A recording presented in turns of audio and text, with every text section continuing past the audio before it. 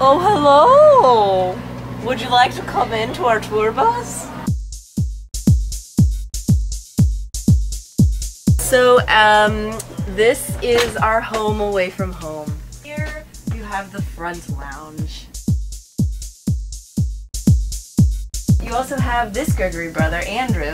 Hey, I'm reading all about American Indian languages. Do you like to travel with books on the bus? I actually been really lucky in that I have the bunk immediately above our touring guitar player, Alex, and we've been trading New Yorkers from bunk to bunk, which is perfect because with the New Yorker you can find something that'll entertain you for 5 minutes, but then you got something that you can really, plow through for 2 hours. What can we say about the front lounge? Front lounge tends to become the catch-all for everyone on the bus. It's a place where people sort of roll out of bed, maybe watch a couple movies on satellite TV. I woke up this morning to catch the end of a terrible new version of The Three Musketeers that I didn't even know existed, and then the middle part of Too Fast, Too Furious, which apparently is a movie about cars. This is also the area in which the food and provisions are kept. We're running somewhat thin. These are leftover hot dog buns from a cookout we had in Odessa, Texas, I believe. Let's just throw those in the trash. Let's just throw them in the trash. Throw those in the trash. Where is that trash? Ooh, they're really gross. Right here. Really poorly designed trash. You know, I try to like purchase my own food and write my name on it so that no one can eat it. Sarah G's. Sarah G's. That's me. I try to buy something local in different towns. When we were in New Orleans, I bought this thing of coffee that Alex and I were going to split. It was this big, and we were like, well, it's a lot of coffee, but we're in New Orleans, we really want to get juiced, so we'll drink this huge thing of coffee. And the woman behind the counter became afeared for us because she realized we were planning to split it, and she very courteously pointed out to us that it was actually enough to make 14 cups of coffee. It was condensed coffee. So we had that on the bus, and that would be our coffee in the morning, our iced coffee. And I still have a pint of ice cream from Lancaster, Pennsylvania. Really, really good ice cream. I went in to just get a scoop of ice cream, maybe a pint, but a scoop was $4, 2 scoops was $5, and a quart was $7. With pricing like that, what could I do but buy a quart? Plus, you don't want to eat a scoop of ice cream right before you sing. See, kids, math is important in your everyday life. So let's show you the bathroom. Now, this is related to Andrew's coffee story. The #1 rule on the bus that we were told is to not go number 2. No number 2 on the bus. And so I think it's a very risky move to drink coffee at all on the bus. I myself try to avoid it. So this is the bathroom. Come on in. Let's get close. It's not bad, right? It's pretty good. You got your light switches down here, your vent. I try to leave it on at all times, even though it wastes energy. Oh, this is something that's special to me.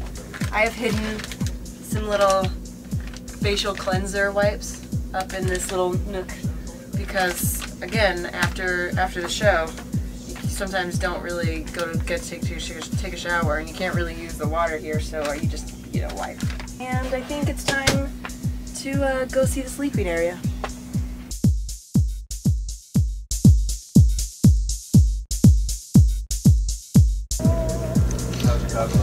Oh, hey guys. Just Evan Gregory here, hanging out in my bunk. Glad you could join us. Thought maybe I could show you around a little bit of where we sleep and live here on the bus. A little something about 12 bunk buses.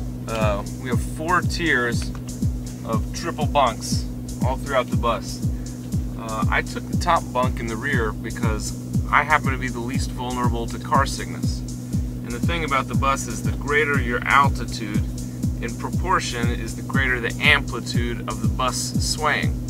And the more likely you are to be affected by motion sickness. That's why the little babies sleep on the ground bunks down here. We have Alex and Spencer.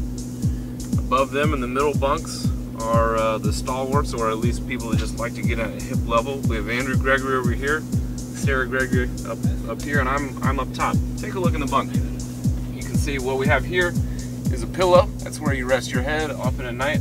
I prefer to sleep on my back because it reduces the sway.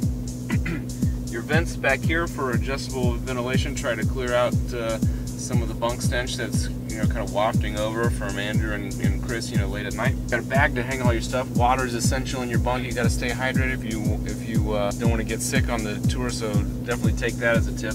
As a bonus, has TVs actually in the bunk. So right here, there's this little screen that swivels. You can play your own DVDs or watch whatever they're watching in the front lounge. Some people see it as a bonus, but you might see it as an obstacle the first time you bash your head on it when you're getting in your bunk. All in all, this is a cozy place. I think I've had a pretty pleasant time sleeping in my bunk. There's something about that 3 a.m. call when you're resting there in total silence, and then all of a sudden the bus driver turns the key in the engine, the thing comes to life, and you just feel that purr, and it's just like being back in your mother's womb. Boom, you're out like a light. Let's take a peek in the back lounge, see who might be hanging out back here. Hey, welcome to the back lounge. This is where we cool down, watch movies like Dog Day Afternoon the other night, or Gary Busey films like Hider in the House. It's also where we come to warm up. Maybe warm up our chops a little, or sing a little bit of tra la la la la la la la la la ya ya ya ya ya. Not only that, but it also has secret compartments where we can hide all our stuff. All of our clothes. There's also a shower in here, but alas, we cannot use it. I don't think we had the budget for all that water. So we hide all our clothes and our guitars in there. And this is also where we come after a solemn night, just to cry ourselves to sleep sometimes. If we don't feel so good, we can just lock the door. There's a lock right there. We just lay down and we just cry. So that's what the back lounge is for. Happy times, sad times, times when we want to feel inspired, and times when we just want to warm up. So that's what life is like on the bus. We're living at 70.5 miles an hour every day, just jamming out, eating foods, and sleeping right where I stand.